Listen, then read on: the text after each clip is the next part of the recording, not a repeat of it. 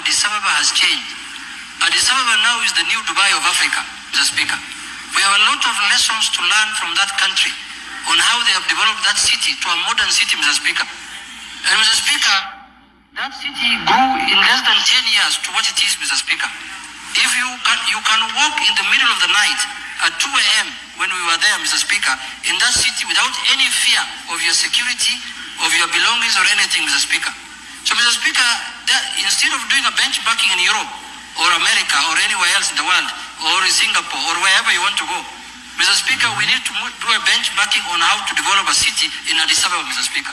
Mr. Speaker, we want to urge the Ethiopian government to open up their financial sector so that Kenyans can go and invest there and Ethiopians can come and invest there. Mr. Speaker, that is going to be the biggest economy in Africa in the next 5 years. And I want to congratulate the Prime Minister of Ethiopia, Abiy Ahmed, for the good work he's doing in that country, as much as Kenya is also doing. And I want to invite them to join the East African community so that trade can be seamless between Kenya and Ethiopia, Mr. Speaker. Mr. Speaker, this is a country that has not been colonized ever in their life. So they know what freedom is. So, Mr. Speaker, I want to urge, we as Kenya, we have a port through the Lapset, the Lamu-South Sudan corridor. Mr. Speaker, that port should be dedicated to the Ethiopian country of 130 million people. Because that port is going to serve the Ethiopian people the way they want it, and we should give it to them, Mr. Speaker. Lastly, Mr. Speaker, Ethiopia has the cheapest electricity in Africa, and God has put us as their neighbors.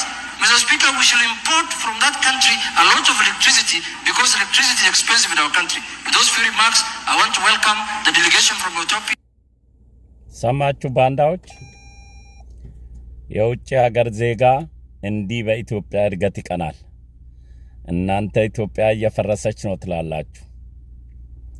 አይምራችሁ ይፍረስና ባንዳ ሁሉ ጊዜም ባንዳ ነው። አብቹ ውለደር የኢትዮጵያ ታሪክ ቀያሪ ነው።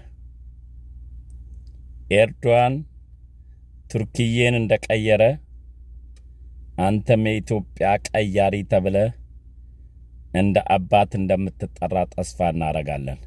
ጠላቶች አይናቸው ያየ ጆሮ እየሰማ የውጭ ዜጋ ስለ ኢትዮጵያ እድገት በቀናት እንደዚህ መሰክራል።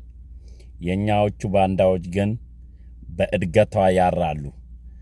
እኛ ካላሳደግን ሌላ ሰው ካሳደገ እኛ ስልጣናን ላገኝም ከሚል ቀናት እያረሩ ነው።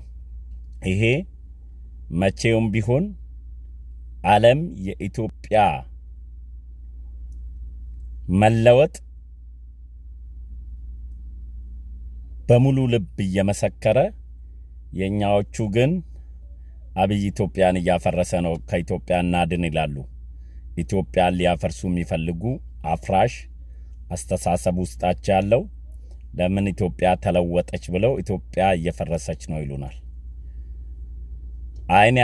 አይኑ የበራ እንዲያል አይኑ የታወረ ምቀኛ የፈለገውን ለውጥ ቢያይ እሱ ስልጣን ይዞ እስከሚለውጥ ድረስ ሌላ ሰው ሲለውጥ ለውጥ አለ ብሎ ማመን ክፉ ባንዳ ፖለቲከኞች ከዚህ ንግግር ተማሩ።